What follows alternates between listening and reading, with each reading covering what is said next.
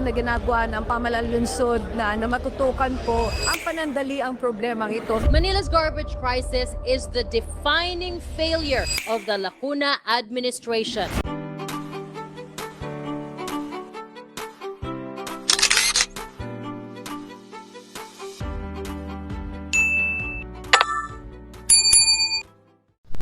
Welcome back sa aking YouTube channel, JERIMIE'S TV, Manila. Shoutout po sa mga Iskonians na patuloy na sumusuporta sa ating channel.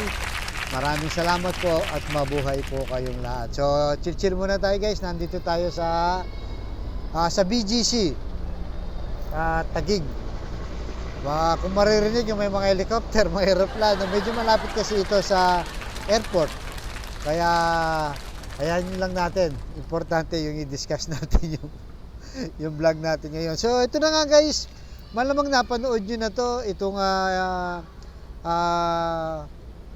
video nitong si CJ Hero, ang peanut media, na kung saan ay talagang binatikos din itong si Mayora. At hindi naman to Iskonians, di ba? Pero napansin ang kadugyutan dito sa Maynila. So, sa mga nakapanood po, wala po kayong choice, panoorin nyo na lang ulit dahil maganda naman ang kanyang presentation para batikusin nga yung nangyari dito sa atin sa Maynila na kung saan ay nagkaroon ng kadugyutan sa transisyon ng Lionel. So narito po, panoorin muna natin at tuloy natin ang ating reaksyon. Alright? Pasok, Miss CJ. Lunsod na matutukan po ang panandali ang problemang ito. Manila's garbage crisis is the defining failure of the Lacuna administration. Yes, hindi natin may pagkakaila na dumadami ang basura kapag Christmas and New Year season. But Mayora, this is not unprecedented. Sinisi pa ang holiday season. Ang amoy ng nabubulok na basura na nanunuot sa hangin is a suffocating reminder ng lumalalang sanitation crisis ng lungsod. Sa ilalim ni dating Mayor Isko, may regular garbage collection at strict enforcement ng sanitation laws. These efforts earned him widespread praise and established a benchmark for effective governance. Mayor Lacuna must take immediate and decisive action, not just to clean up the streets, but to rebuild trust and restore order. The alternative is clear: a city drowning in waste and an administration drowning in its own incompetence. CJ Hero form. Before we begin, we noticed that around 98% of all our viewers are not subscribed to our channel, and we are trying to get that number down to about 75%. We're a new channel, and we guarantee you that we are in this for the long term. It would be a huge help to us if you click the subscribe button and hit the notification bell. As the bigger we grow, the more we will be able to keep giving you high-quality content from some of the best and strongest people in the most fascinating fields. Thank you so much, and we're deeply grateful.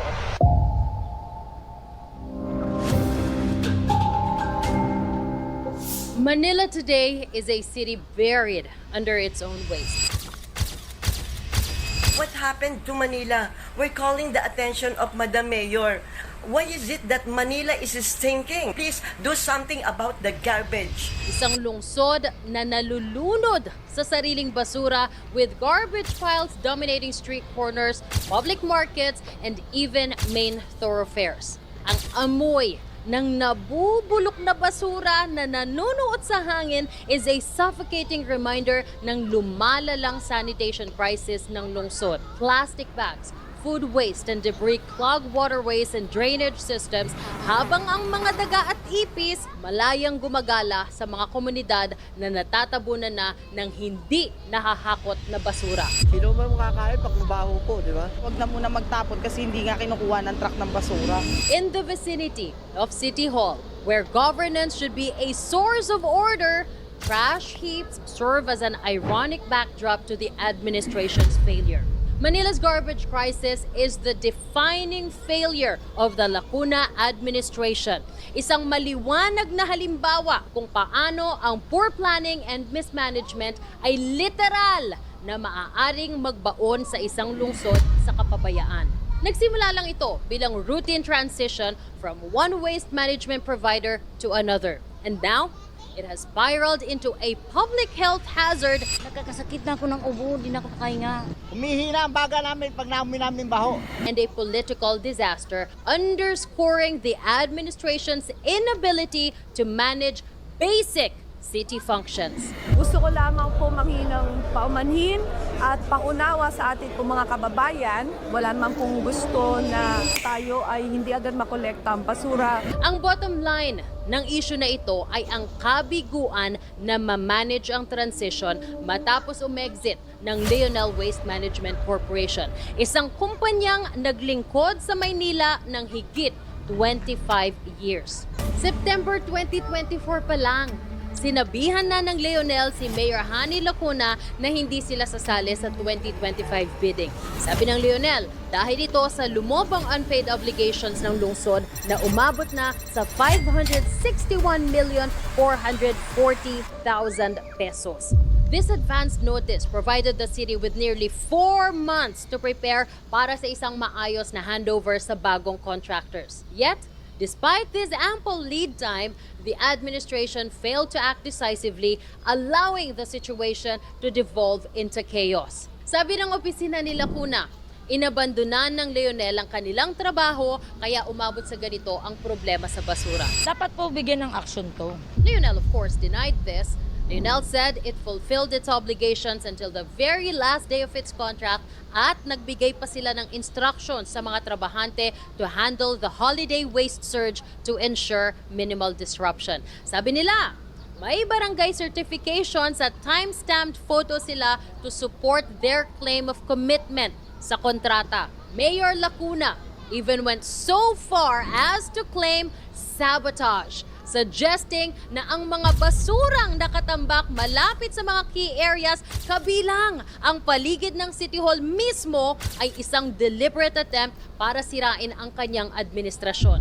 While such claims might serve as a convenient deflection, hindi pa din nito na-address ang core ng issue: gross mismanagement and lack of preparedness. The administration's excuses have included pointing the holiday season as a major factor in the crisis, with Mayor Lacuna citing a 400% increase in garbage generation during the holidays. Sinisi pa ang holiday season. Yes, hindi natin may pagkakaila na dumadami ang basura kapag Christmas and New Year season. But Mayora, this is not unprecedented. Holiday waste surges happen every year. At dapat inaasahan at napagpaplanuhan ito. Yan ho ang ginagawa ng competent na administrasyon. Lionel had routinely managed these surges in previous years, walang problema. Yung sasabihin that this year's increase became unmanageable only highlights the administration's failure to plan and its inability to coordinate with contractors effectively during a known period of heightened activity. This crisis also hit small businesses hard, lalo na yung mga nasa food industry, public markets, food stalls, mga small restaurants. Mayor, honey, kunin mo na itong basura na to kasi nung Sabado pa ito eh. Kasi nakaka-apekto din ito sa aming mga customer. Siyempre, mabaho siya. Paano pagpasok dito sa amin? Malangaw. They are all struggling dahil iniiwasan ng mga customers sa mga lugar kung saan tambak ang basura at kung saan ang masangsang na amoy ng basura make dining experiences unbearable. Business owners are forced to manage the waste themselves o gumagastos sa pest control measures. The presence of rodents and other pests which thrive in the unsanitary conditions further endanger their operations and reputations. Sa isang lungsod kung saan napakadaming residente ang umaasa sa mga small businesses para sa kanilang kabuhayan, this garbage crisis is more than just a sanitation issue. It is an economic one that affects thousands of families. The administration's chosen replacements, Metro Waste, Solid Waste Management Corporation, and Philippine Ecology Systems Corporation of PhilEco have only compounded the problem. Metro Waste, ang kumpanyang responsable para sa Districts 1, 2 at 3 sa ilalim ng 412.9 million peso contract. May skandal sa Parañaque. Nitong 2023 lang, ang Metro Waste ay nasangkot sa isang 414 million peso waste management contract scandal. Widespread complaints of uncollected garbage that left streets overflowing with waste for weeks. It was so bad that the City Council of Parañaque launched public hearings. Critics also accused the company of operating without proper permits, raising questions about its legal compliance. Allegations of worker exploitation. Sabi sa report, employees were being underpaid and denied benefits. Ang mga isyong ito culminated in graft complaints filed against Metro Waste by concerned citizens and environmental groups who cited the company's inability to meet basic contractual obligations. May utang na nga sa Leonel. Ang kinuha pang kapalit, sinuka na ng ibang lungsod. Let that sink in. Sa isang interview, dininay ni Mayora ang sinasabi ng Leonel na utang ng City of Manila. But listen to what she said. Sina-check ko po sa aming City Treasurer's Office. Pero definitely hindi naman po 500 million ang utang ng lungsod ng Maynila. Kahit sino naman po siguro na contractor sa kahit anong lungsod, ay iaabiso naman po nila sa alkalde kung ganyan na po kalaki ang utang ng lungsod ng Maynila. Obligasyon pa ng pinagkakautangan na abisuhan ang may utang tungkol sa utang nila. The consequences of this mismanagement extend far beyond the overflowing trash bins. Yung mga bundok ng basurang hindi nahahakot, nagiging breeding ground ng mga peste at sakit. It has become a serious public health risk. In a city as densely populated as Manila, this level of neglect risks outbreaks of dengue, leptospirosis at iba pang sanitation-related illnesses. Para sa isang leader na may medical background, Mayor Lacuna's failure to prioritize these risks is particularly inexcusable. Si Doktora, si Mayora, ito ang payo sa mga Manileño. Sana habang hindi po dumadaan ang nangongolekta ng basura ay wag muna po nilang ilalabas po. Hindi rin naman po natin sila masisi kung marami na po silang basura sa loob ng kanilang mga tahanan. In short, ipunin ang basura sa inyong mga bahay, tabihan ninyong matulog kung kinakailangan. Basta, huwag ilalabas hanggat hindi dumarating ang mga truck na maghahakot. Madaling sabihin, kung malaki ang bahay na inuuwian. Now, I do not want to go here, but everyone is saying it. The contrast between the current administration and that of former Mayor Isko Moreno could not be starker. Sa ilalim ni dating Mayor Isko, ang mga kalsada ng Maynila, napakalinis. Ang waste management, priority. May regular garbage collection, citywide cleanup drives, at strict enforcement ng sanitation laws. These efforts earned him widespread praise and established a benchmark for effective governance. You don't have to believe me. Believe the people of Manila. Maluwag siya ngayon, mas malinis, tsaka mas malawak, maaliwalas tingnan. Mas maganda ngayon kasi nakakapasok kami, nakakadiretso kami, maluwag na, maluwag. Recent Octa research survey show Moreno is leading the race at 74% voter preference. As election day draws closer, this garbage crisis has become a central issue. It symbolizes the broader perception of incompetence under the current administration. Galit na ang mga residente sa mga palusot. They are now demanding accountability para sa gulo at dumi that now define the city. This crisis has also revealed financial mismanagement at the core of the Lacuna administration. The unpaid obligations to Leonel damaged the city's credibility, while the hefty contracts awarded to Metro Waste and PhilEco, totaling 842.7 million pesos, have so far delivered very little and very slow progress. More than 10 days para hakutin ang basura na naipon over the holidays. Sa kawalan ng due diligence sa pagpili ng bagong contractor at kabiguan na masolusyonan agad ang gabundok na problema ng Maynila, mapapaisip ka na lang talaga, paano nga ba ginagawa ang mga desisyon sa City Hall. The visible garbage piling up around City Hall itself has become a striking metaphor para sa kawalan ng kakayanan ng administrasyon to keep its own house in order. Mayor Lacuna's claims of sabotage do very little to inspire confidence. Sa halip, pinapakita nito ang lalim ng dissatisfaction ng publiko and the administration's increasing isolation from the realities on the ground. Manila's garbage crisis is more than a logistical issue. It is a test of leadership and governance. The administration's inability to manage this critical function reflects a deeper problem. Kawalan ng foresight, kawalan ng accountability, kawalan ng totoong concern para sa kapakanan ng mga residente. Habang humahaba ang krisis na ito, the Lacuna administration risks not only tarnishing its legacy but also jeopardizing the city's future. Manila deserves better than this failure. Mayor Lacuna must take immediate and decisive action, not just to clean up the streets, but to rebuild trust and restore order. The alternative is clear: a city drowning in waste and an administration drowning in its own incompetence. So yun guys, napanood nyo, di ba? Talagang binakbakan talaga itong si Mayora kasi nga naman, di ba? Anong ginawa nga niya sa Maynila? Anong sabi ni Miss SiYA Hero? Pambihira, sabi niya, sinisi mo pa ang holiday.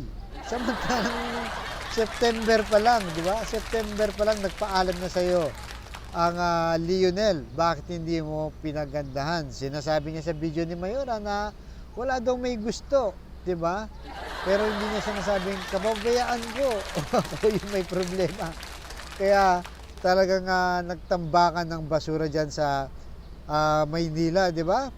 Kaya nga maraming nanawagan dyan, di ba? Mga residente, ang sabi nila, nanawagan kami, ang baho na. Dito sa Maynila, nangangamoy habang ang mga ipis at mga daga ay nagsasaya, di ba? Dahil nga sa dami ng basura, di ba? At saka ang bottom line kasi talaga dyan, dapat kasi maayos, di ba? Ang ginawa nitong si Mayora sa pag-transition. Kasi doon siya nagka-problema eh. Alam niya na talaga na aalis. Hindi pa pinaghanda ang mabuti, di ba? Nitong si Mayora at kagaya nga ng dating binlag natin na itong Lionel pala ay 25 years na, di ba? Naging maayos nga ang kanilang performance o yung kanilang track record pagdating sa garbage collection, di ba? Tapos pagdating nung katapusan na, sinisi na nitong si Mayora. At hindi lang yun, di ba? Nagkautang na nga, sinisi pa itong si Mayora sa Lionel. At sinasabi nga niya, nagkaroon ng sabuatan dahil nga itong Lionel ay malapit daw ay kay Boss Y. Yorme. So talagang dito guys, makita natin, mahina. Weak leader talaga itong si Lacuna. Kaya wala siyang ibang ginawa kundi sisihin. Nagsisihin itong si Yorme at itong si Lionel dahil nga nagkaroon daw nga ng sabotage o sabotahe. Nagkasabuatan sila para lang palabasin na itong si Mayora ay mahinang leader. Pero ayaw niyang tanggapin na totoo naman yun, di ba? Dahil pinabayaan niya talaga ang Maynila. So kaya guys, ano masasabi niyo dito? Hindi ito mga score niyan, sa itong si CJ Hero, mga media to. Di ba? Itong peanut media na to, na kung saan ay nag-o-obserba lang kung ano ang ginagawa dito sa Maynila. Yung unang vlog din nito, di ba? Na-vlog na natin, na binanatan din itong si Mayora kasi yun naman talaga ang totoo. Real talk lang naman din ang kanyang sinasabi. So right guys, anong masasabi nyo mga ka-Iskonians, worldwide Iskonians sa video na to, di ba? Na talagang worldwide na rin ang nakakapuna dito kay Mayora. Alright guys, so like, share, and subscribe po. Huwag kalimutan. Maraming salamat po mga Iskonians. Tuloy-tuloy lang po tayo. Alright? So hanggang dito lang po. Abangan nyo susunod kong vlog. Thank you very much po mga ka-Iskonians. At pagpalain tayo ng poong may kapal. Manila!